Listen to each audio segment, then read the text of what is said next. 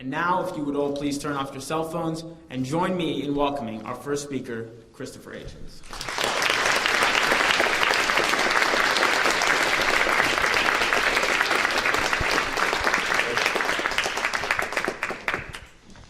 Thank you for that very generous introduction. And thank you, ladies and gentlemen, brothers and sisters, for coming. Is this echoing for you as it is for me? Yeah? No? Yes. Audible. Very well. I thought I'd begin with a brief mission statement. John Prendergast and my colleagues and I have the feeling that people like you come to meetings like this not just to listen or to absorb, but also to feed back and to contribute. So with your permission, I'll yield back some minutes of my allotted time so that we can have a question period and be subjected to your opinions when we're through.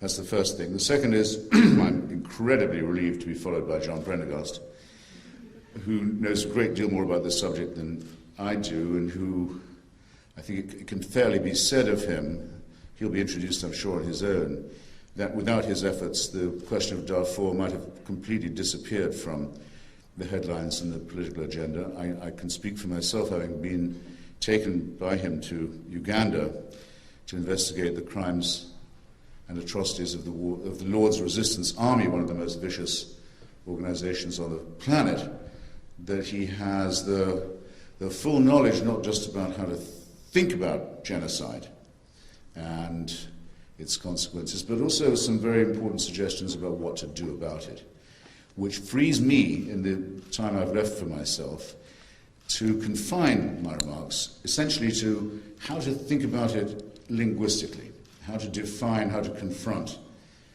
this appalling problem. You don't often get, I'm invited to debates all the time.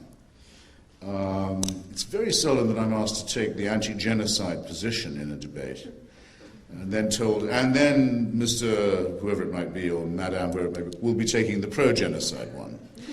You don't somehow, if you'll forgive any flippancy on this question, which you probably shouldn't, you don't, so to speak, you don't get that lucky. What you get with genocide is what Harold Abrams says in Chariots of Fire about anti-Semitism. You catch it on the edge of the remark. You catch it in the fugitive remark, the euphemism, the shamefaced denial. But you catch it in the end, and it's worth training yourself to look out for the symptoms, I think. Today's the 1st of April.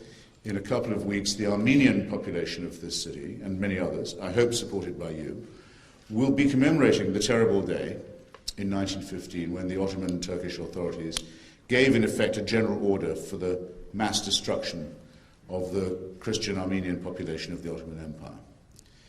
And they don't just have to remember this terrible event. There are few of them left now who do physically remember it. I used to speak every year in Times Square in mid-April with a row of old ladies and old men in the front of the audience who were survivors. They've all died now.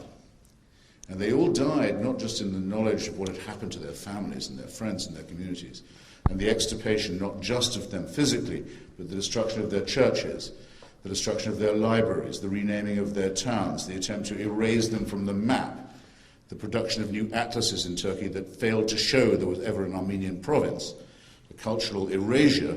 They didn't just die in the knowledge of that. They died in the knowledge that it was still said that it had never happened to them. This, I think, is the crowning insult, and the one that, above all, cries out for justice. Not even an admission that it had happened. But if you go into the matter with Turkish parliamentarians, as I have, this month they will again protest that the US Congress, that the Swedish Parliament, others have affirmed the Armenian mass killing as genocide. There will again be threats from Turkey. They'll cut off relations with all countries that even dare to name it as such. Every parliament in the world discusses it, not the Turkish one. Flat, stone-faced denial. But go into it a bit further, and you'll suddenly hear them say, well, the Armenians were taking the Russian side in the First World War. They were a subversive minority within our borders. They didn't follow our religion. So you say to them, so I see. So you're saying it never happened, but it would have been very justifiable if it did happen. And you catch them, and you realize, and they see it in your face, and you see it in theirs. Oh yes, I shouldn't have put it quite like that. Isn't it of enormous interest that the neo-Nazi forces and their apologists now in America and in Europe and elsewhere do not say, yes, it's true that we tried to make an end to the foul Jewish people who were the main threat to German and Aryan civilization, that we are proud of our attempt to rid the world of this unwanted, hideous tribe. No, they say, no, we never tried it. It never happened. Holocaust denial is the form it takes. When you think of a real Nazi, he would be for Holocaust affirmation. So always look to the language. You'll find it in there. You'll find concealed in this the filthy traces and footsteps of the foulest of all crimes, the attempt to destroy not just the nationality and the physical being of a people, but its culture, its history, and all traces of its pre-existence. And again, you'll find when you really argue with these people, they'll say, well, the Jews were boycotting Germany, they were sabotaging the German economy, many of them joined the Communist Party, they were on the side of the Soviet Union. Once again, they stop suddenly denying, and they begin in a shamefaced way to affirm. So I think, especially since I'm talking tonight at an institution of higher learning, I would just draw attention to the fact that it's in the denials, it's in the historical obfuscations, it's in the attempts to distort and dilute the historical record that you'll find the important clue. Now, that's easy to say, isn't it, when we're talking about Ottoman Turkish mass murderers or brown and black-shirted Nazis and fascists. But in fact, there is an evasion in our own language when we talk about this, and it's quite recent. And it's happened in a democratic society with an open press. And it's happened in your memory, in your lifetime, even if you don't particularly care to notice it. Why did Madeleine Albright, then Secretary of State, and Bill Clinton, then actually Ambassador to the United Nations, later Secretary of State, and Bill Clinton, then President of the United States, why did they not call the attempt by the Hutu population, or the extremist wing of it in Rwanda, to destroy the Tutsi population and the moderate Hutu? Why was this not called genocide? When it was plainly the attempt to extirpate an entire population in whole or in part. Because if you call it genocide, and you are, as our country is, a signatory to the Genocide Convention, once you've called it genocide, you're mandated not just to protest about it, but to do something about it. The convention is very plain. If you call it by its right name, you must act, either to prevent it, if it can be prevented, to halt it if it's been started, or to punish it if it's been completed. And so in our own lifetimes, we have no right to sneer at other cultures who've used euphemism. We decided not to call it by its right name for a long time, until the business was nearly done, so as to avoid the responsibility for it. So this is something that lives right near you and can come to your society and infect your political dialogue. It's not a thing that happens in other places, or not just. Wanted to start by making that as plain as I could.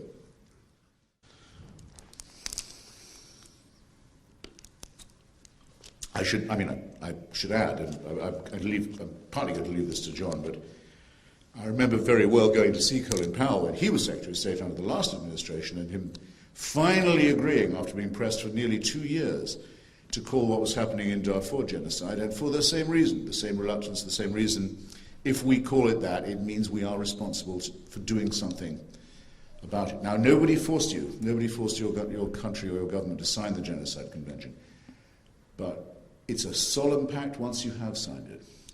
And once that finding has been made, it is something that is going to involve you too. And as we speak in Africa, terrible things are being done, in effect, in our name, because of our reluctance to face the real meaning of the language on this question. In the past century, therefore, in Europe, just in civilized, Christian, let's just call it civilized Europe, in the 20th century. I was born halfway through that century. The century is inaugurated by an attempt to destroy the Christian Armenian population of the Ottoman Empire, very nearly successfully, almost a complete erasure and destruction.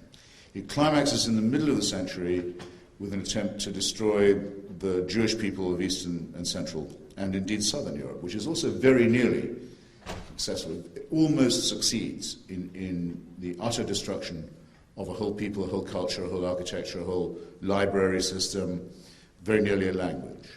And it closes, or very nearly closed, with an attempt by Christians, mainly Orthodox and some Catholic, in former Yugoslavia, to erase the Muslim population of Bosnia and then of Kosovo.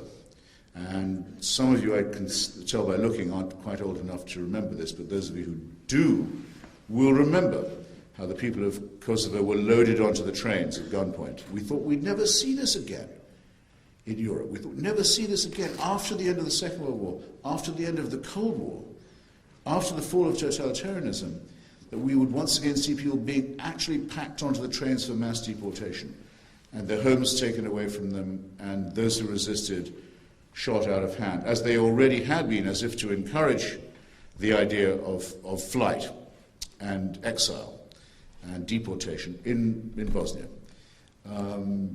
If you've ever had to see this in person and had to see it in civilized Europe, at an hour's flying time from Rome, an hour's flying time from Vienna, 2 hours from London, an hour and a half from Paris, that's as far as you had to go to watch it happening. And then to hear the pathetic excuses that were made about why not to do anything about it. And this brings me to a second language problem. The word genocide wasn't even coined until 1942 or 1943 by a brilliant lawyer, Raphael Lemkin, operating in Geneva, who thought we did need a word for it. Up till then, there hadn't been a word for the attempt to destroy a whole people or their culture or their physicality. When Henry Morgenthau, the American ambassador in Turkey, reported back to Washington in 1915-16 about what was happening in the Turkish provinces, particularly of Harput and Van provinces, where the main concentrations of Armenians were. And he got reports directly. We can read them. You can read them in a wonderful book called Slaughterhouse Province. It's a first-hand account from the local American consular officials about the putting to the sword of the Armenian people.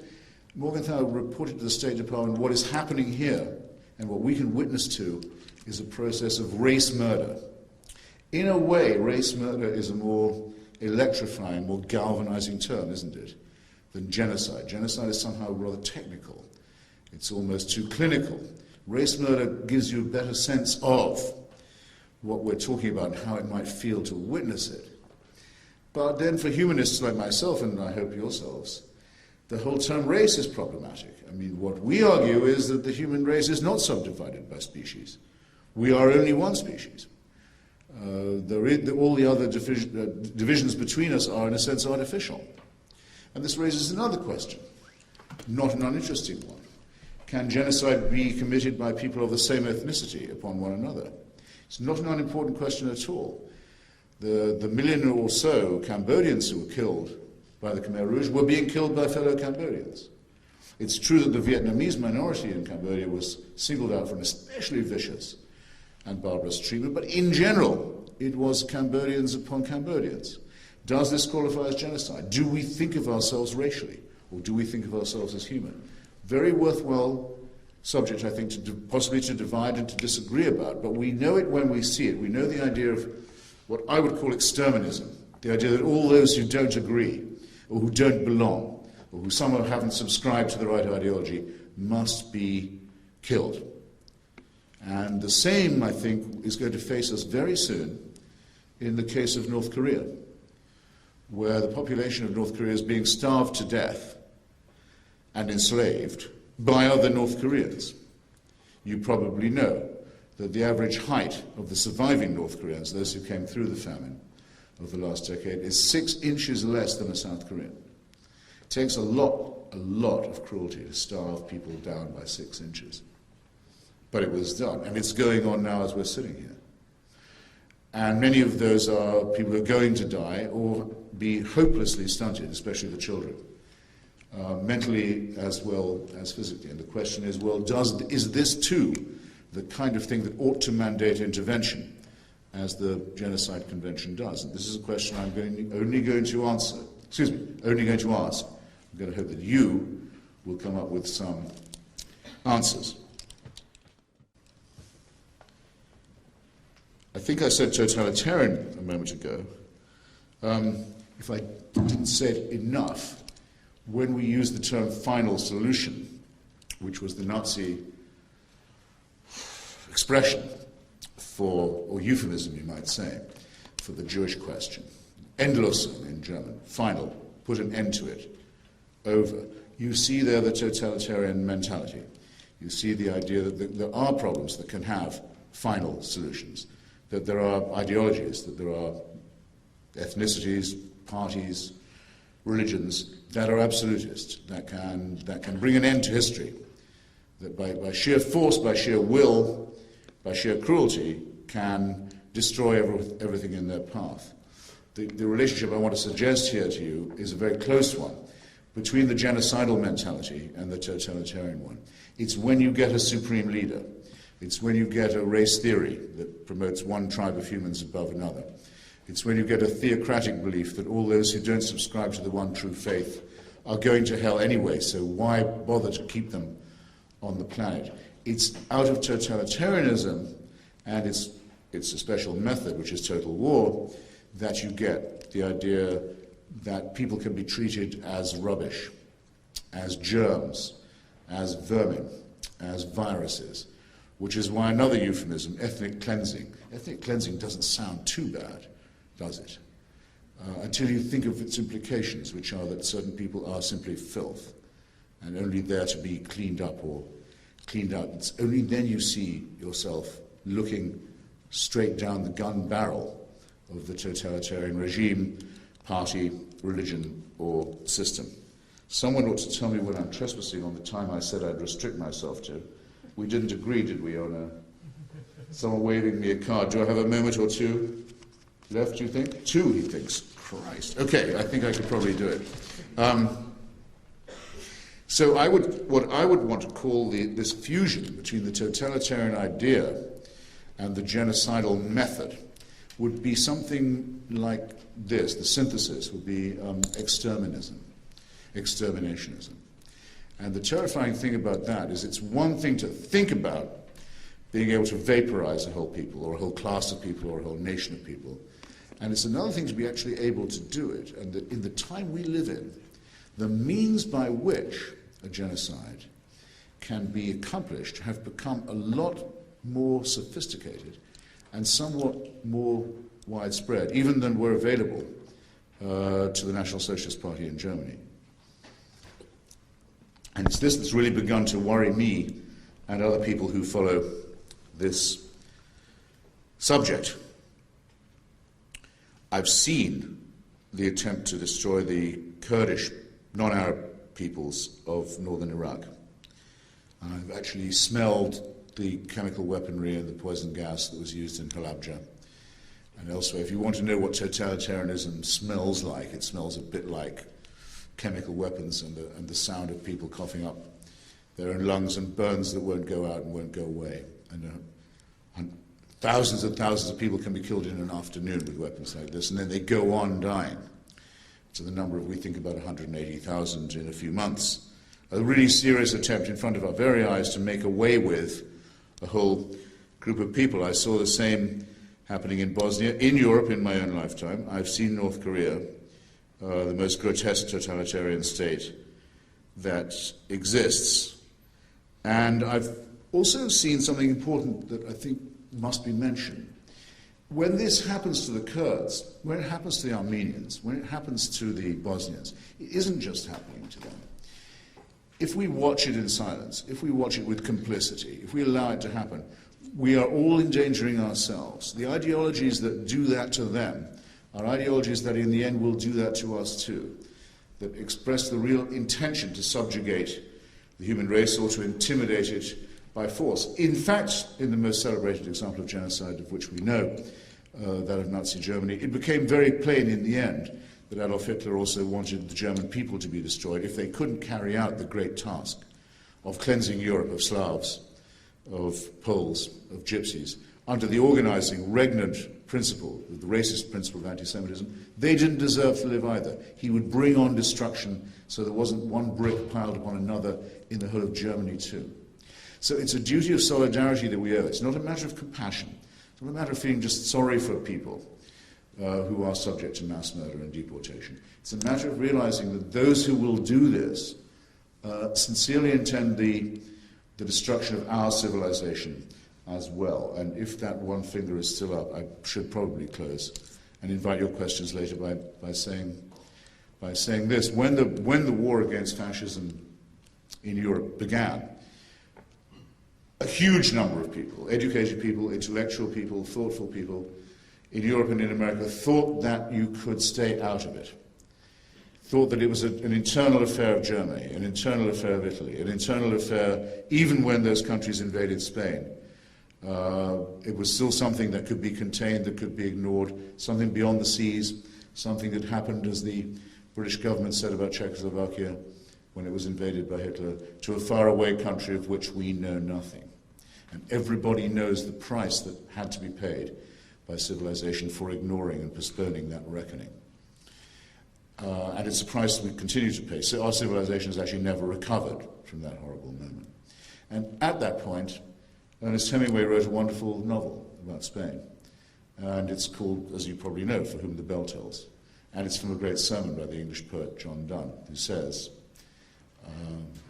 no man is an island, apart from himself, never sent to know for whom the bell tolls, because it tolls for thee. I leave you with that thought, and I'm very grateful for your attention. Thank you.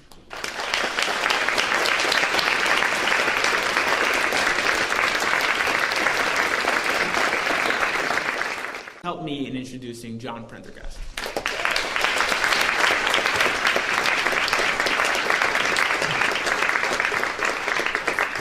Thank you, Lee, and thanks as well, Christopher, for your thought-provoking remarks. I must say that without any hesitation that my week with you in Uganda was one of the most fascinating and indeed destabilizing, in a positive way, weeks in my entire life.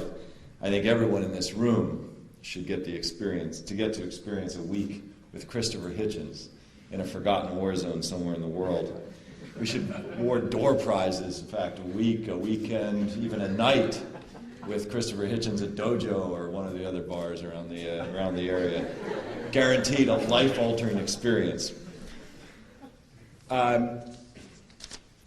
Some historians have referred to the 20th century as the genocide century because of the number of state-sponsored targeted killings that occurred during that century. The genocides that some of which you just heard Christopher illuminate. The 21st century's first genocide began with a literal and figurative bang in 2003 in Darfur.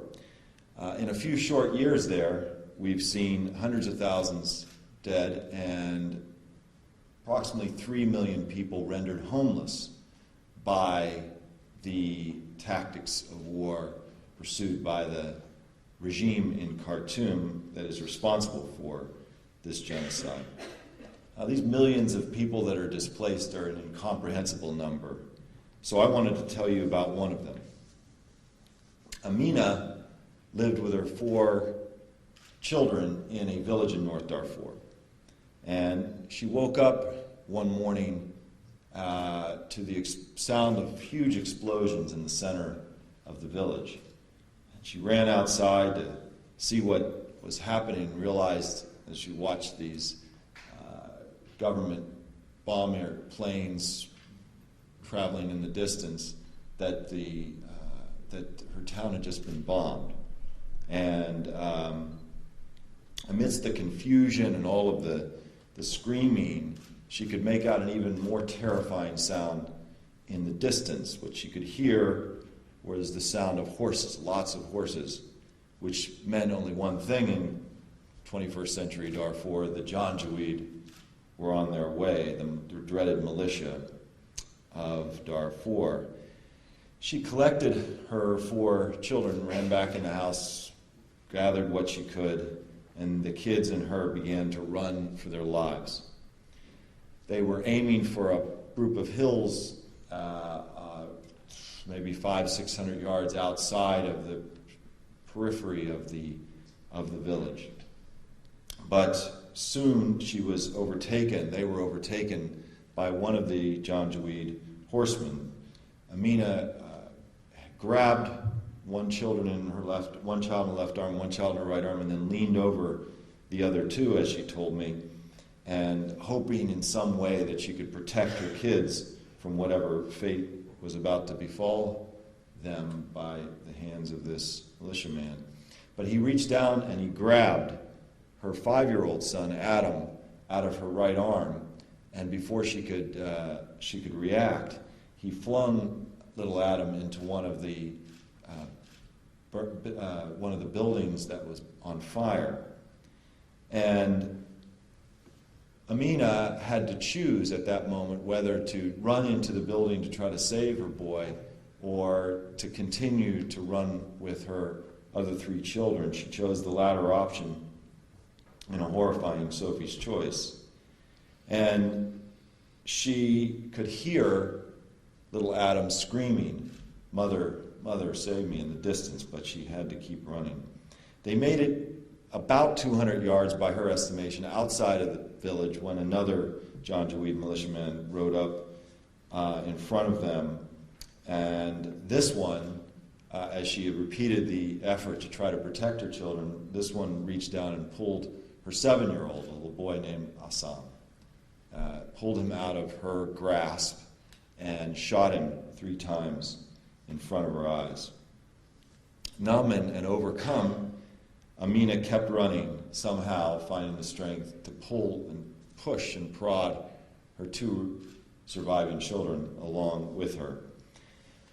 They made it to the hills, waited till the Janjaweed militia left and the government forces in the distance left, and then began a 7-day journey without any food or water, finding little Good Samaritans, Darfurian Good Samaritans along the way to occasionally get something. And they finally made it to the relative sanctuary of the Chad-Sudan border. That's where I found her. She was sitting underneath a tree, which was basically her home at that moment in time as she waited for a number to be able to register for residency in one of the United Nations refugee camps.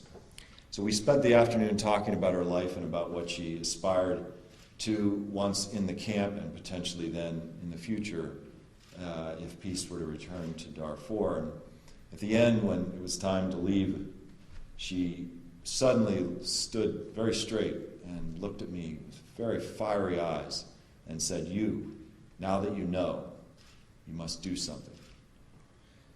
So Amina, I think, is very right. All of us in this room know something has happened and is happening in the sands of the Sahara, halfway around the world, in Western Sudan.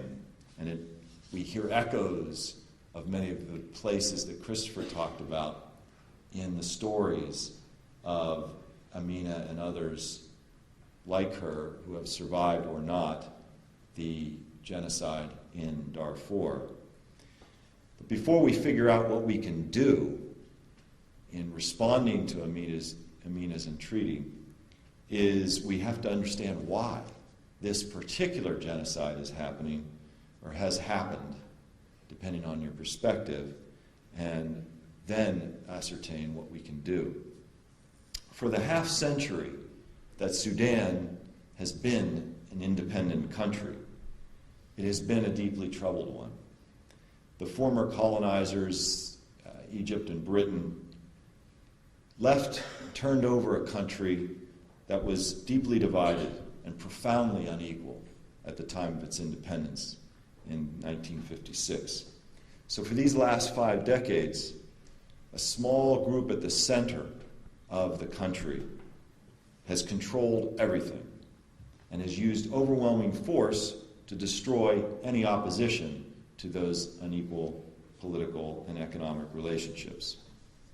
Many of you know, preceding the Darfur genocide, there was a much deadlier war in southern Sudan, in which estimated 2.25 million people perished.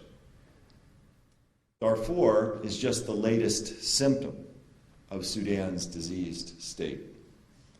Now, to fight the rebellion in Darfur, this small-scale rebellion that had erupted in early 2003, the government decided to commit genocide, which is a unique crime, as Christopher talked about, in which the perpetrator intends, there has to be an intention, intends to destroy, in whole or in part, a particular group of people based solely on their identity. And in this case, in the case of Darfur, the government of Sudan initially targeted for elimination 3 groups: the Fur, the Zagawa, and the Masalit. We should know their names just like we know the Tutsi and many of the others that have been referenced tonight.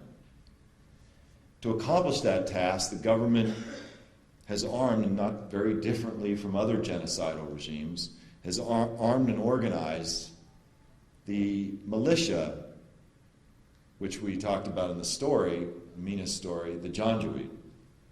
The Janjaweed, for reference sake, are like Darfur's Ku Klux Klan. Like the KKK, they represent a very small, virulent minority opinion within the community in Darfur. But they have the guns, courtesy of the government of Sudan. Imagine if the KKK had been given arms at the turn of last century in Mississippi and Alabama and turned loose, and huge support from the U.S. military. What would have happened? How would our history have been different? And these militias, backed by the Sudanese government, went about their work with very deadly efficiency. Over 1,500 villages like Amina's have been razed, burned to the ground. And just 2 months ago, another offensive was undertaken. It had become very fashionable for journalists and politicians and analysts to say, what's wrong with the Darfur movement? They keep crying about what's happening in Darfur. It all happened a few years ago. Well, the government of Sudan unleashed an offensive in the area of Darfur called the Jebel Mara, which utilized all the tactics that I just described to you in Amina's story, and killed hundreds and hundreds of people and displaced tens of thousands of people. That was last month. The government uses and supports these militias, and these militias undertake rape as a strategy of war and social control. Last time I checked in the Genocide Convention, rape as a war strategy qualifies as a genocidal war tactic. Now, this is not just divide and conquer. This is divide and destroy. And the reason why the government is doing this, and there's always a reason. I would love to have Christopher come back up and we can talk about the political and economic rationale in each one of these cases. It's usually not just wild bloodletting like one would have believed if you'd listened to the Clinton administration talk about Rwanda early in the genocide there. No, it was a state-sponsored attempt to exterminate a particular group of people in order to maintain power by any means necessary. That's what we have again today in Sudan. And there are different phases and different faces of genocide. Just because there's not gas chambers or machetes or barbed wire doesn't mean genocide is not occurring. Read the convention and then study the tactics that are being undertaken on the ground. And it defies a soundbite. Complicated issues when one group is trying to destroy another group and the world is watching. They have to utilize all kinds of different methods in order to accomplish their objectives. So with this kind of human suffering, why hasn't the world intervened? Why hasn't the world stopped this bloodletting, this attempt to destroy groups of people in Darfur, with all of the attention and all of the activism and all the support, all the political speeches that have been made about Darfur? Why hasn't anything happened yet to really stop what's going on there. Well, it turns out Sudan is a very unique place. And there are three of the world's great issues, the great issues of our time, which you run smack into when you're dealing with Sudan. Iraq, counterterrorism, and energy security. Very briefly, because we have to understand why the forces that we are up against before we can understand what we can do about it. Iraq is very obvious. The war in Darfur erupted roughly at the same time the U.S. intervened in Iraq, invaded Iraq, and of course, most of the energy and attention and political capital was expended during those years, subsequent years, on the primary international crisis that was unfolding there in Iraq. And Sudan got lots of good lip service, lots of speeches, but very little action in the form of meaningful political or much less military engagement. Secondly, counterterrorism. How does counterterrorism and the war against terror relate to what is happening in the middle of the Sahara Desert? Well, it turns out Sudan hosted Osama bin Laden for 6 years during the 1990s. And Al-Qaeda incubated its commercial infrastructure, in part, in Sudan.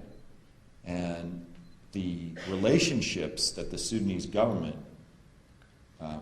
built and maintained with Al-Qaeda meant that the Sudanese government officials, particularly the intelligence officials and security officials, have a great deal of knowledge about the way the inner workings of the Al-Qaeda international's network. And so when, flash forward to September 11 and its aftermath, when the United States invaded Afghanistan and then began to make noises about doing the same in other countries that were involved in supporting in some way, shape, or form, or relationships with international terrorism, the Sudanese got very nervous, partly because of some of the comments that were made by some U.S. officials. And they turned and began to provide, drip, drip, drip, began to provide little pieces of information about what they knew about the networks and the front companies and all the rest of the aliases that various operatives of Al-Qaeda were using. This is very valuable to the United States. Boom, conundrum. Genuine, serious conundrum. Are we going to intervene in a country which is providing valuable information, or what was perceived to be valuable information, to one arm of our government? Are we going to intervene with another arm to try to stop something that the United States itself, the Bush administration itself, was calling genocide? Turns out not. Third variable after Iraq and counterterrorism that prevented U.S. response was energy security. What does that mean then in this context? Well, that in a word, China. China, in very simple terms, gets its oil differently. We buy our oil on a daily basis from the international spot market. China, over the last decades, has invested in particular countries, often countries that are spurned for whatever reasons by much of the rest of the international community. They invest heavily in those countries, and then they buy the oils, buy their energy needs, secure their energy needs straight from the countries that they've invested in. Sudan turns out is one of the countries they invested in a long time ago, and it's now coming to fruition. So they're with $8-9 billion of sunk assets and a fairly robust annual output from Sudan. Sudan rose over the last decade from an exporter of a few agricultural items now to a mid-level oil producer, purely because of China's investment. And so China, of course, then defends Sudan in the context, in international fora, in the United Nations Security Council, sells arms to them, defying international arms embargoes, and this is a significant counterweight to the attempts by part of the rest of the international community to respond to what is going on there. So Darfur as the crisis unfurled in Darfur, there were many obstacles and impediments to the response. And now, I think we've got to start talking about what it is that can provide us some hope with what is happening there so that we can then figure out what to do. And I think there are 5, despite those impediments, there are 5 windows of hope that one would put up in opposition to those impediments that can form the basis for more robust action in response to the crisis that continues to unfold in not only Darfur but in southern Sudan, which threatens a much bigger conflict. The first window of opportunity I see on this horizon is the war crimes indictment by the International Criminal Court of the President of Sudan. Now, there was a short-term negative repercussion from that indictment last year when the government of Sudan, in retaliation, threw out a bunch of the humanitarian organizations operating in Western Sudan. But this is the first time that there is a real potential consequence for the commission of genocide. I don't know who could possibly imagine that if there is no consequence for these kinds of crimes, that those behaviors will ever change. We have to stop it at some point. We have to stop that cycle of complete and total impunity, whether on paper or in reality, at some point. And the International Criminal Court has taken this stand. The wheels of justice grind slowly. Ask President Milosevic, ask Charles Taylor, people who laughed at their indictments by the International Criminal Tribunal of Yugoslavia and the mixed court in Sierra Leone. Milosevic died in prison. Charles Taylor is being tried now for war crimes and crimes against humanity. Bashir is destabilized by this, and he can't travel to many countries because he doesn't know if he's going to be captured, and has a significant impact, and it creates a point of leverage on the Sudanese government that we have yet to exploit. Second window of opportunity concerns China. China has invested, as I said, nearly $10 billion in that oil sector in Sudan. Now, if war reignites in southern Sudan, the southern Sudanese have told me on many occasions, my travels there, the first target that they're going to zero in on is the Chinese oil installations. And China has now a vested interest in peace and stability in Sudan. This is an incredibly important opportunity that the Obama administration needs to make use of. We need to work with the Chinese on a much deeper level in support of peace and security in Sudan. We may have different reasons why we want it, but we ought to be cooperating diplomatically, good cop, bad cop, however it works, and join forces in the support for an end to the crisis in Sudan. The third window of opportunity is the elections that are going to be held potentially in the next couple of weeks in Sudan. Elections cause all kinds of opportunities for shifting alliances, even as the opposition boycotts, the northern opposition boycotts the election. All kinds of activity is going on at the state and local level as people challenge the system. It's a slippery slope. Bashir has begun to descend in his quest for legitimacy, fighting off that International Criminal Court indictment, fighting off the sanctions that the United States has placed on him, wanting to be accepted internationally. He wants this election so badly, he's actually allowing, even though at the national level it's not free and not fair and it will not be a credible election, he's already won it. At the local level, there are many chances and many opportunities to challenge the regime. This is the beginning. This gives people some confidence, creates alliances. It's another window of opportunity if we look under the surface and see where these alliances are building and ally ourselves with those progressive forces for change within Sudan. Because Sudan isn't going to be solved by outsiders. The Sudanese themselves are going to be the ones that do it, and we can help. The fourth window of opportunity remains, even a year and a half or year and a quarter into its term, the Obama administration.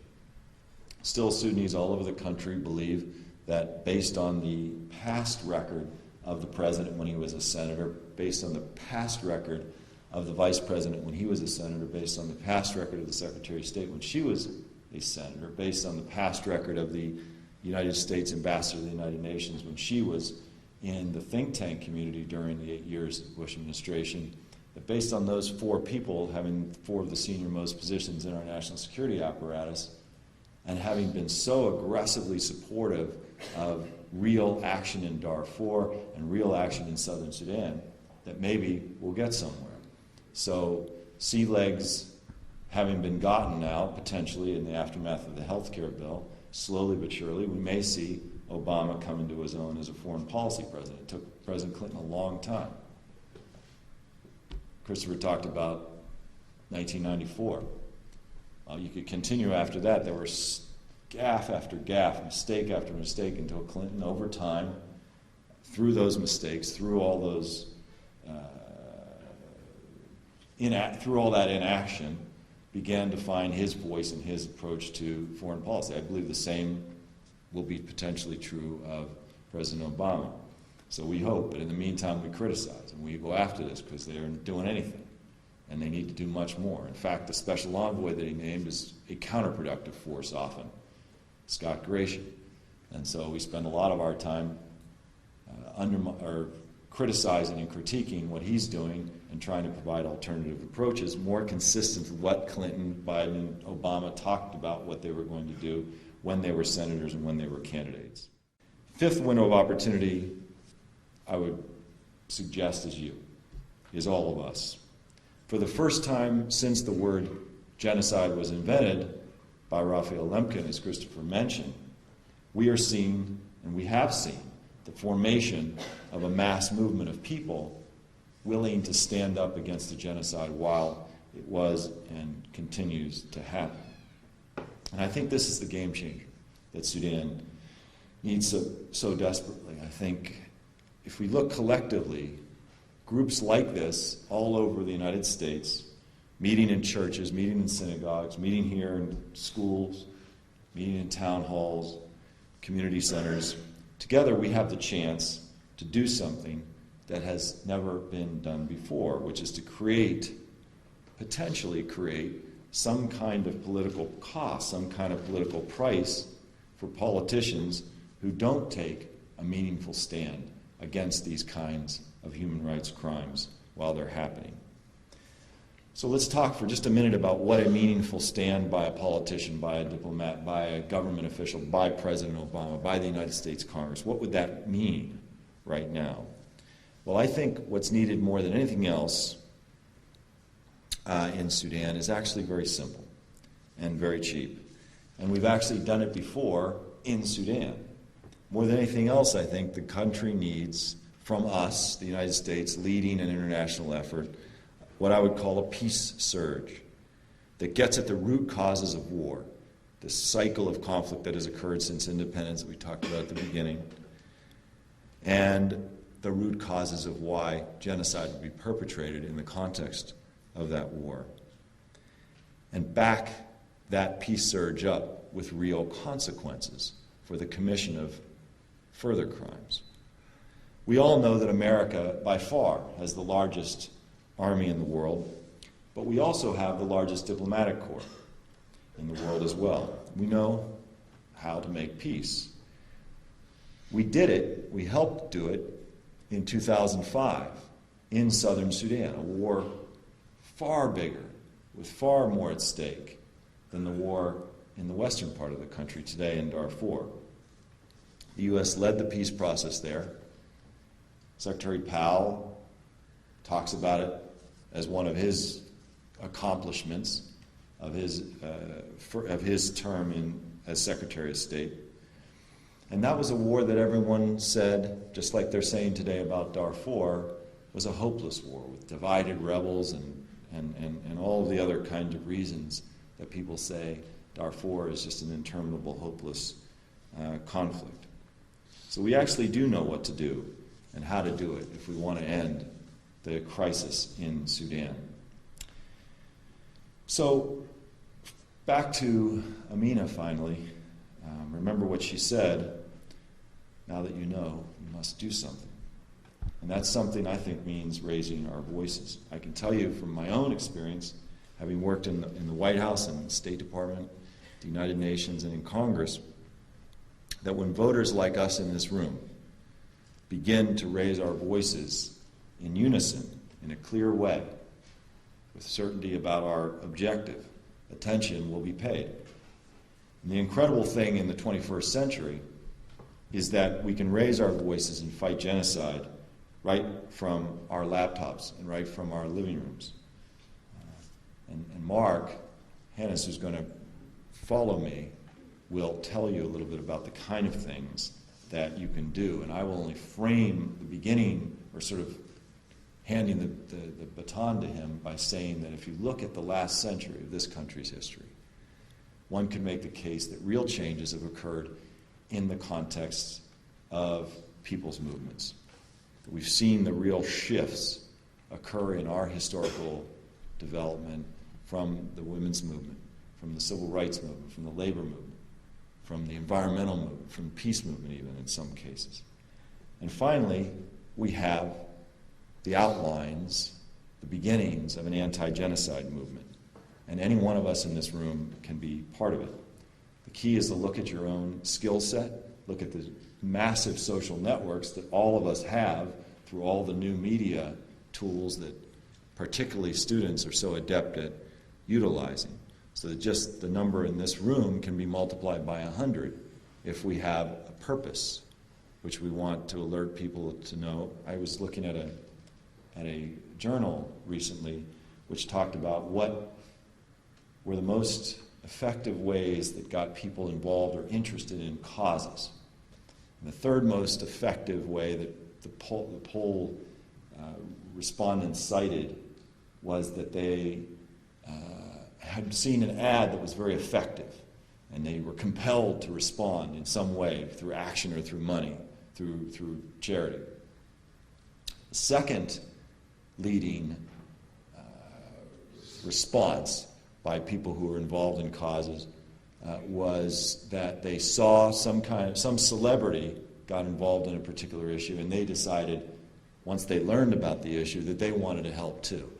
But by far and away, the number one reason why people got involved in causes, according to this fairly extensive study, was because a friend or family member asked them to. Now, how empowering is that for all of us in this room that believe in particular issues and causes and want to do something and have at our disposal things that Christopher and I didn't have 10, 15, 20 years ago in terms of our capacity and ability to organize and bring people together around issues and ideas and stories and causes that you hold dear to your hearts. The truth is, and I think Mark will make this case much stronger than I will, it really only takes 10 or 15 minutes a week to become a card-carrying member of this anti-genocide movement. If we make enough noise, if we turn enough light onto these issues and onto the solutions that are possible, then I think we can help bring an end to the conflict that continues to burn around the 21st century's first genocide. We must raise our voices for Amina and for all of the survivors of the genocide in Sudan and in other genocides previous century, and tell them as loudly as we can, not on our watch. Thank you very much. All right. I'm going to try to speak here. Can you all hear me? Yes. All right. Well, thanks, Gil, Lenore, David, and everyone else for giving up an evening to talk about genocide.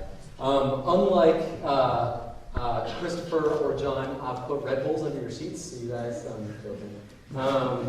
We're up. Anyway, so I want to focus on how we can all take action in response to Sudan and help prevent future genocides.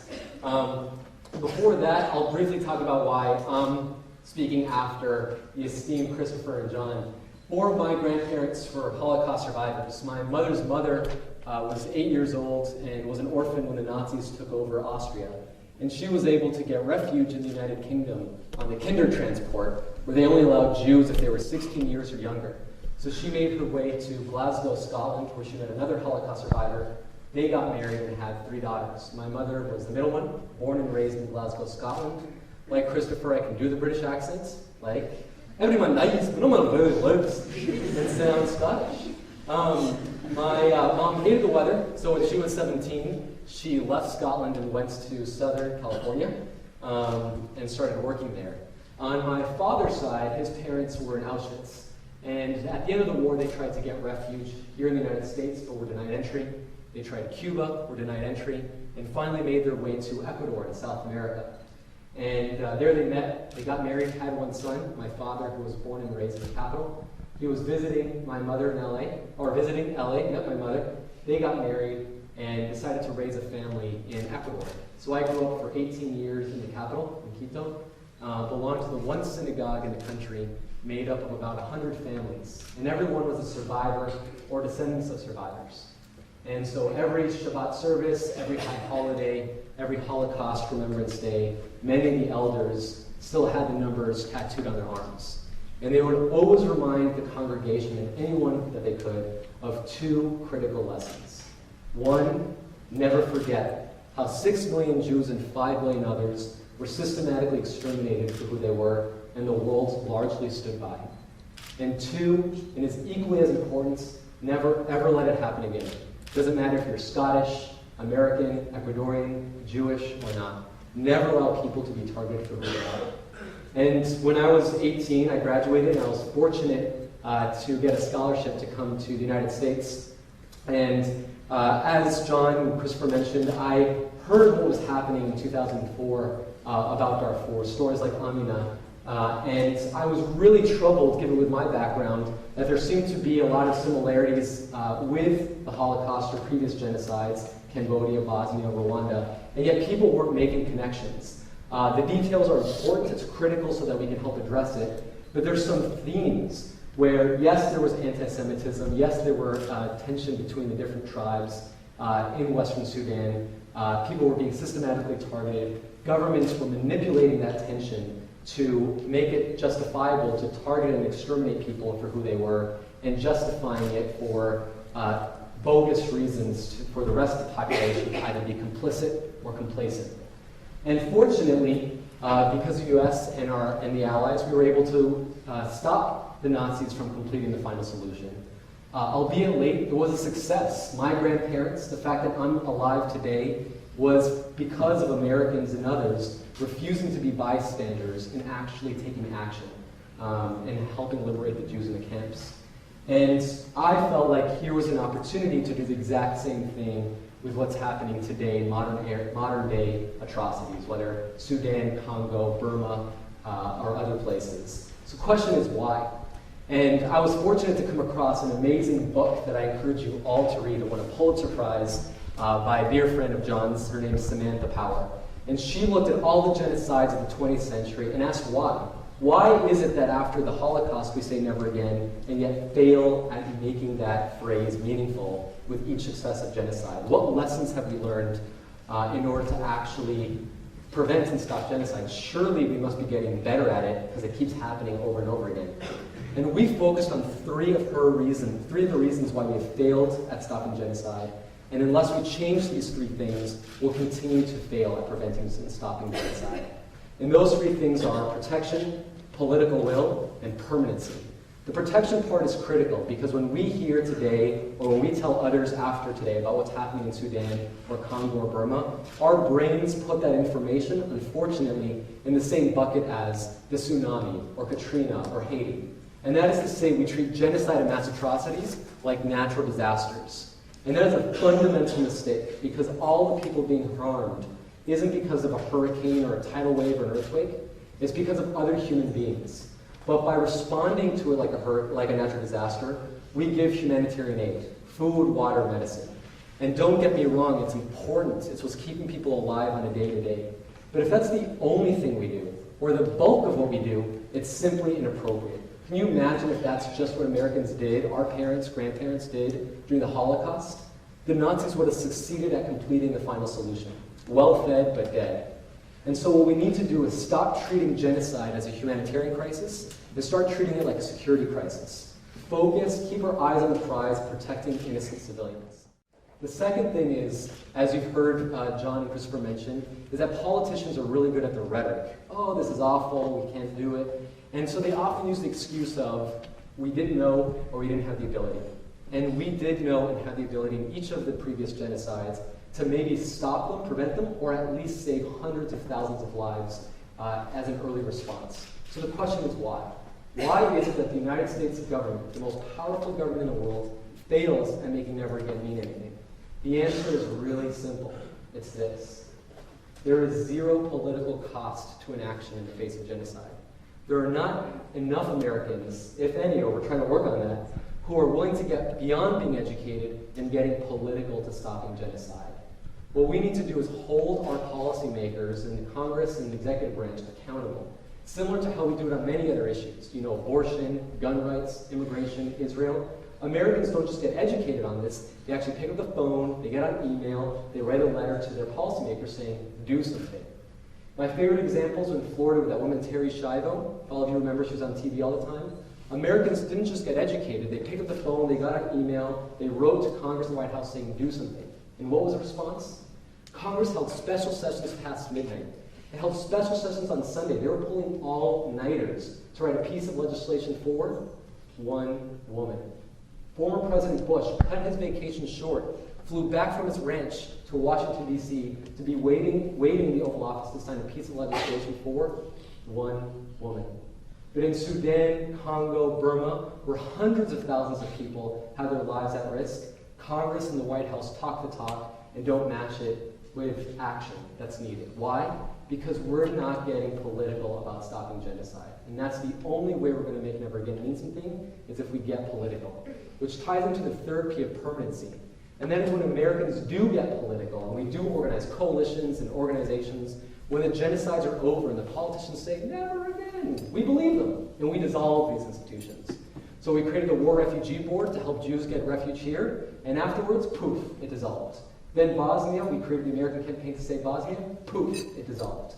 We need to build a permanent anti-genocide constituency, similar to a firehouse. We don't dissolve the firehouse when the firemen put out the fire. We need to create a permanent institution of Americans across the country willing to get beyond being educated and getting political. So with Samantha's help and John's help, we did this, and we created the Genocide Intervention Network, a network of Americans across the country, students and non-students, who are getting empowered with tools to prevent and stop genocide. So what does it mean to have the tools to prevent and stop genocide? Well, we've come up with a really strategic, results-oriented approach to creating this permanent anti-genocide constituency. And we have focused on three main tools: educate, advocate, and economically advocate. Political and economic. So let me explain these. Obviously, people need to know what's happening in order to stop it. So no one after this event, and no one you tell after John's charge, can ever say they didn't know about it. We need to make sure people know what's happening so they can't use the ignorance card as they have in the past. The second thing is how do we advocate? How do we get politicians to match their action, the rhetoric with action? And we decided to create several tools. The first is a report card. We've created the Darfur Scores, a scorecard grading every member of Congress and how they have responded, how they voted on legislation, how they co-sponsored, have they been to Darfur, have they held a town hall meeting, have they done anything on Darfur beyond just talking about it to engage their policy, to engage their constituents and pass policy. And we created this website, darfurscores.org, and made it public so anyone could see what their member of Congress has earned, and made it easy for people to call, email, or write letters saying, telling them what their grade is. And it was unbelievable when we came out with this. People, students, non-students, faith leaders, business leaders started flooding their members of Congress saying, how dare you earn anything less than an A? Students printed it out, and on spring break, when if I need to bust my butt to get an A, you need to bust your butt to get an A. And the response was phenomenal. Like Terry Schiavo, members of Congress were calling our office, not their secretaries, not their interns, saying, please get people to stop calling and emailing me. What can they do to get a better grade? Or a member of Congress said, I just co-sponsored these two bills. Can you please update my grade from a D- to a B-, so at least I can tell my constituents I'm passing. We had students and faith leaders in Texas write to Senator Cornyn, who had an F for not voting or voting no on critical legislation, that he called our office and said, I want to help write the most robust bill in Sudan today. So we worked with his office and wrote the Sudan Accountability and Divestment Act. And in 2008, both houses of Congress unanimously passed the bill, and on December 31st, former President Bush signed the bill into law. How is this possible? It wasn't because of people like John or Christopher or I, because, in fact, our license plates say taxation without representation. We have no members of Congress. It was because of people like you who are willing to push Schumer and Gillibrand and others to not just talking about it, but taking action. The second tool is also started by students, is looking at the economics. As you heard from John, China and other countries are profiting are benefiting perpetrators like the government of Sudan, which is using the oil revenue to commit genocide. While none of these companies are American, they're all traded on our stock exchange. So through our personal portfolios, our college endowments, our pension systems, we are indirectly funding the violence in areas of mass atrocities. And so students at Harvard using Facebook got the senior class to pledge to never give a donation back to Harvard as long as they would hold stock in some of these companies. And amazingly, these two students on Facebook in the senior class, it affects, as you all know, U.S. News & World Report ranks colleges and universities, and alumni giving is one of the variables. And God forbid, year after year, Harvard would lose its number 1 spot and become 2 or 3, and they didn't want to lose the sacred spot. And so Harvard agreed to sell $4.4 million worth of stock from PetroChina, sparking a nationwide divestment campaign not seen since students led the charge against apartheid South Africa. So 60 colleges and universities have followed suit. I'm pretty sure NYU is one of those, not for me to make sure it is. And students in California said, why stop here? And they wrote state legislation to get CalSTRS and CalPERS, the largest pension systems, to screen their investments in these companies and successfully pressured Governor Schwarzenegger to pass that. That's Adam, who's a senior at UCLA, doing that. So we got that legislation, and we introduced it throughout the country, and 27 states passed targeted divestment legislation. And so we've gotten even better and created a new model called the Conflict Risk Network, where we recruit institutional investors and get them to use their leverage. So we now recruited from foundations, college funds, pension systems, have $700 billion of assets, and use that to pressure companies to change their behavior. And if they don't change their behavior, then we call for divestment as a last resort. And thus far, 12 companies have improved their behavior because of this. So we've seen huge results with this economic campaign. So those are 27 countries. New York has been great. We've also got the city involved as well. The last tool is the most exciting one, because it's one that every one of you has on you at every moment or within a foot of you, and that is your cell phone. We've created the anti-genocide hotline called 1-800-GENOCIDE. Usually I ask people to open up their address books and phones and type in this phone number so you can remember it. But because of time, I'll just speed through it. So whenever anyone calls 1-800-GENOCIDE, all you have to do is enter your 5-digit zip code, and our system will identify your specific representative, your senators, or give you the option to call the White House. Whatever option you pick, 1, 2, or 3, we will always give you the most up-to-date action item that policymaker needs to take in order to stop genocide.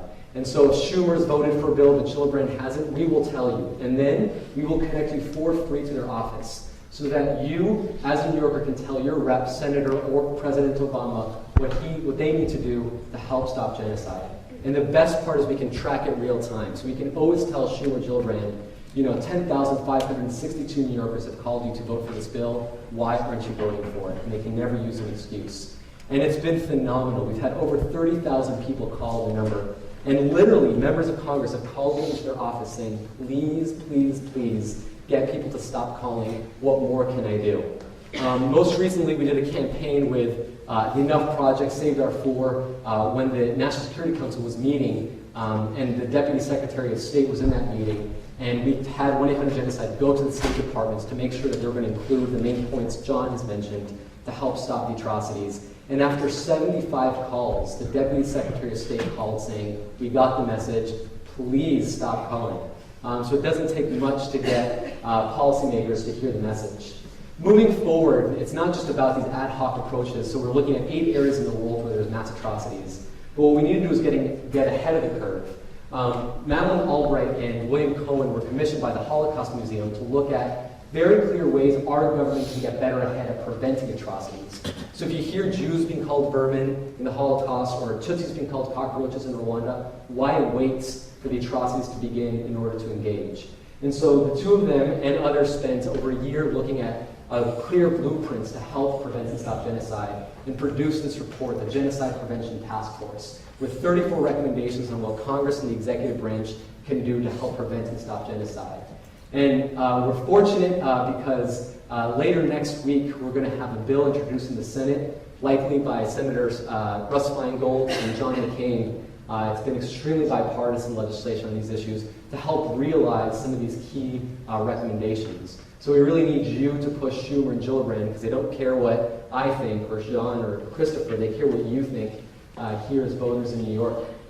So what we're all trying to say was John's fifth part is that here we have an exciting opportunity to, instead of being bystanders to genocide, actually becoming upstanders to genocide. You don't need to have a PhD, you don't need to have Oprah Winfrey or Warren Buffett on your speed dial. I barely graduated, I don't have any of those, and been able to have huge results by working with students and others to actually nudge members of Congress to not just being bystanders, but taking the necessary action. So hopefully all of you will get involved in joining us and join the permanent anti-genocide constituency to actually take action. And so I've written, what we need to do is we need to get people in every congressional district. Our goal, we've got 800 stand chapters, and you'll hear more about NYU stand chapter when you go outside. But our goal is to have at least one student chapter and at least several, we call them Carl Wilkins fellows who we've trained, who aren't students, on how to lobby, how to organize, how to fundraise. Our goal is to get one each of those in every congressional district, so no member of Congress can ever say they didn't know what was happening and they didn't hear from their constituents. So to get very specific about what's happening, for any of you who are just dying to take action, I've got four suggestions. One is to go to takeactionnyu.com. There's going to be a discussion board, so all of you can comment on what you heard tonight, other ideas that you might have to get more involved. The second is on next week, Tuesday, April 6th. There's going to be an event at the U.S. Mission to the UN, which is at 140 East 45th Street between Lexington and 3rd Ave. On Wednesday, April 7th, the New York Coalition to Save Darfur is going to have a meeting. That more information on the location will be on the Take Action website. So all of you can, not as students, but also to connecting to business leaders and faith leaders in the New York area, can get involved. And also, April 10th, there's going to be a worldwide day called Sudan 365. So we've got activists not just in the U.S., but across the world who are going to take action on that day to show solidarity for the people of Sudan. And the location will also be announced on the website. So hopefully, the goal is all of you can help us, join us, become members of the anti-genocide movement, so we can make never again be more than this empty promise, but an actual commitment we can keep. Thanks.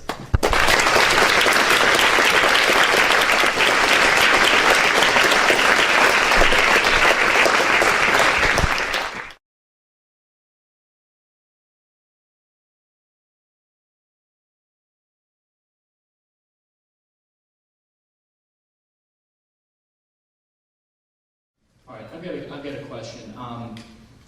Regarding the sort of action you can take against genocide, how do you not take a reactive sort of, like, how can you take action without being reactive? Like, what signs do you have to look for in order to I guess, catch it before it happens?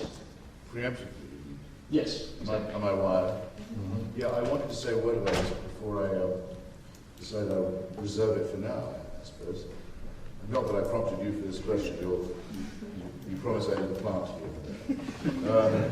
It worries me very much to think about, because I talked about the intersection of totalitarian regime and exterminationist tactics.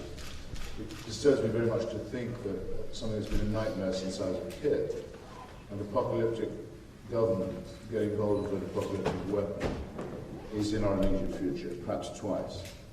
One with the Iranian supreme leader theocracy, and the other with the North Korean dear leader theocracy. Both of these are imminent. Well, in the North Korean case, it's already happened. They do have possession of weapons of mass destruction. And this was allowed just to happen with us watching as passive spectators.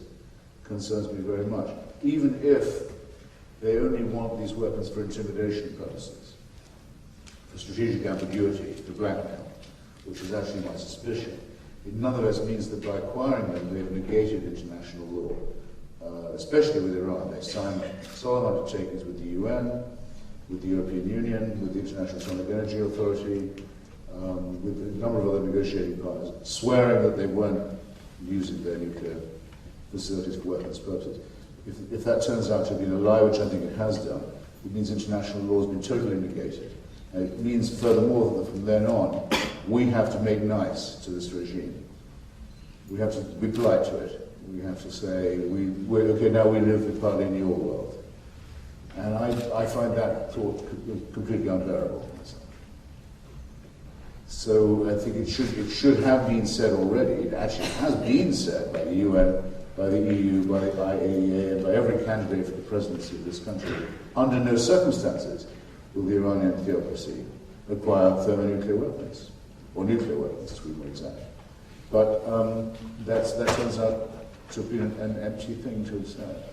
So you can file it with so many other pointless remarks made about Rwanda, about Serbia, about Kurdistan, until finally we only did the right thing when there was absolutely nothing else we could do.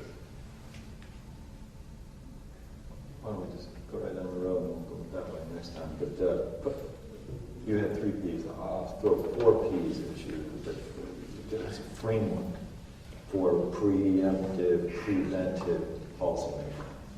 Those are not 3 Ps. Those are policy, process, personnel, and political will.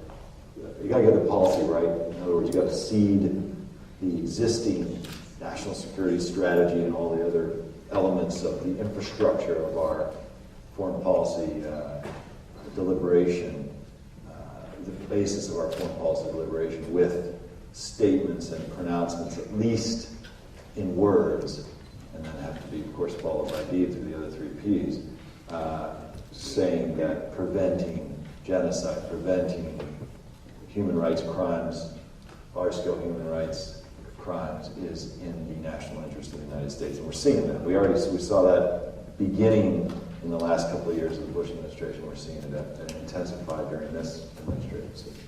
And then process, creating putting people in place, creating the positions and the processes within the United States government to continuously look at these questions, the warning signs of human rights, warning signs and humanitarian warning signs, to maximize prevention opportunities. So you have to have those processes in place, meeting on a regular basis in the context of interagency working groups, just as you do on individual countries like Iran or North Korea.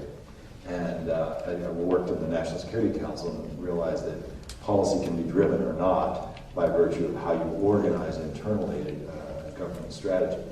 And so the processes are important. Then there is personnel.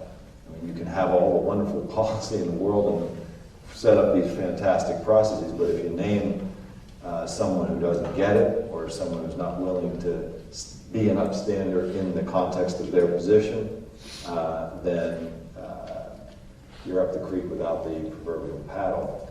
And Sudan is the perfect example. We have policy is right now, roughly, as stated publicly, by the President, by the Secretary of State and others. But the personnel, the envoy that Obama chose, in the form of his 2-star general, Scott Gratian, has gone off the rails, which undermines the ability of the United States to take effective action. So policy, process, personnel, and then political will, all the things Mark just talked about. Unless there is the civil society component, unless there is the popular demand, at least congressional district by congressional district, like you said very effectively, in which small groups of people magnify their voices through the new opportunities for organizing through social media, through the new media and other ways we can do it, and have an impact, as we saw in this last few minutes, there has to be that ongoing effort, the permanent constituency instead of the ad hoc. So if you have those elements together, which are not unreasonable advances on current practice, I think we would be in much better position, case by case, to be able to respond. But Mr. P, if you don't mind, your P's are slightly soft P's. Excellent P's, to be sure. So, the P's I'm referring to are the ones that are actually in the Genocide Convention, which say prevention or punishment. If you feel it coming or you see it coming, you're mandated. If you're a signatory, you're mandated to take action to prevent it. And if you can't get there in time, or if you're slow on the uptake or withdrawal, you have to punish it. Prevention and punishment, these are the things. Now, we have two totalitarian regimes led by maniacal ideologies, which in several cases actually have exterminationist elements to them. We know what the Supreme Leader of Iran thinks about the Jews. We know what the Supreme Leader, the dear leader of North Korea, thinks about, for example, the Japanese. We have been warned. We can either prevent it or punish it, or we can just be peed on. There are 6 P's now we have on the table. Mark, if you can come up with another P, we're just going to defer the rest of this. I'm going to follow the key on. There's, after the Rwandan genocide, Kofi Annan appealed to the General Assembly, the UN General Assembly, saying, how do we overcome this challenge between sovereignty and humanitarian intervention? Because every time we see something like this, the country says, internal issues stay out. And the Canadian government's MacArthur Foundation created this commission on intervention and state sovereignty. And they produced this report called Responsibility to Protect. And it sort of looked at how can we get better as an international community, as well as domestic, at preventing and stopping these things. And they look at it at a continuum. So it's prevention, reaction, rebuilding. So the prevention part is if you hear Jews being called vermin, if you hear Tutsis being called cockroaches, and my concern with Christopher just talking about North Korea and Iran is that things like Rwanda, which don't have nukes, that they don't fit that paradigm, and then we don't pay attention when something like the genocide in 1994 happened. So you can commit genocide with simple farming tools. You don't need Tomahawk missiles or nukes or F-14s. You can use machetes to commit genocide. So we need to get much better at seeing these early warning signs. We need to get better at the early reaction, diplomatic, economic, carrots and sticks. Military, we need to make sure that we've got the mandate and the resources. Big problem with UN peacekeeping missions is that they sometimes don't have the mandates, aren't trained, don't have the resources. We need helicopters, for example, for the UN mission in Sudan. And then the last one is rebuilding, and that is one of the biggest indicators for a genocide is if there's been previous mass atrocities and you don't end the culture of impunity, hold people accountable, and don't jumpstart the economy. We have the Marshall Plan in Europe. We tend to not look at helping create jobs. Usually one person at the UN says 2 things you need is jobs for young men and education for women to help get them outside of that conflict trap. So 7P is power, use of hard and soft power. You know, the worst atrocity, diplomatic atrocity I hear on a daily basis in Washington from every person I talk to in the White House and in Congress is the United States no longer has any leverage in the world. That's a gross underestimate of the United States, the most powerful nation in the world's continuing ability when we wield the tools that we have and for purposes that we really want to accomplish. I feel that is a vast underestimation of what we can do. So using the tools that are in our disposal, hard and soft, our tools of power, and willingness to use them in defense of human rights of the nature we've talked about all evening would be another P I'd throw in there since we're trying to alliterate.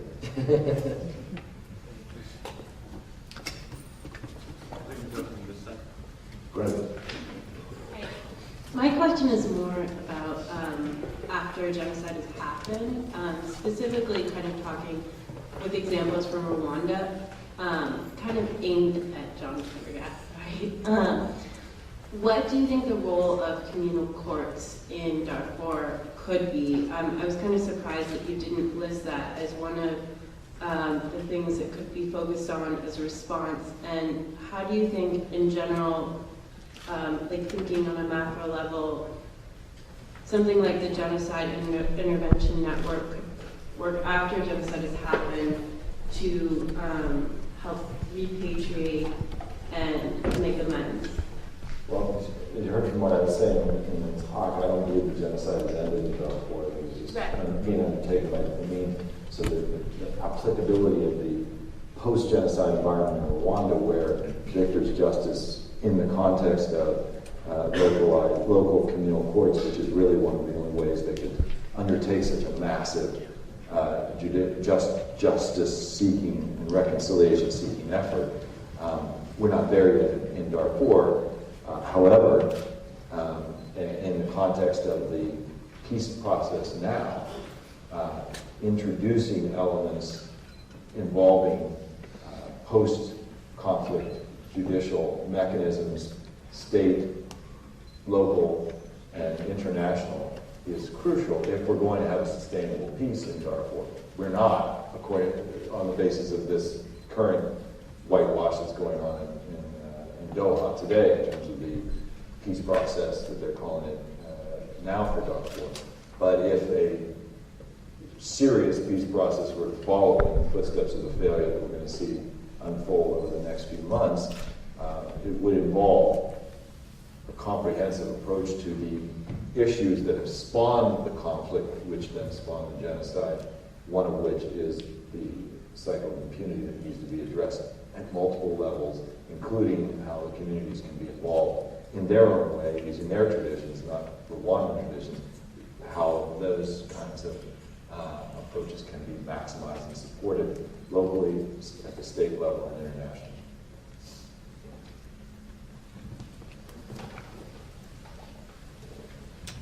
Yeah, Mark, I was especially taken by the word permanency you used in terms of institutionalizing the movement. Obviously, to a certain degree, that's mobilizing people to be permanent with it and also getting a fluid enough labor force to help you along at various times of the way.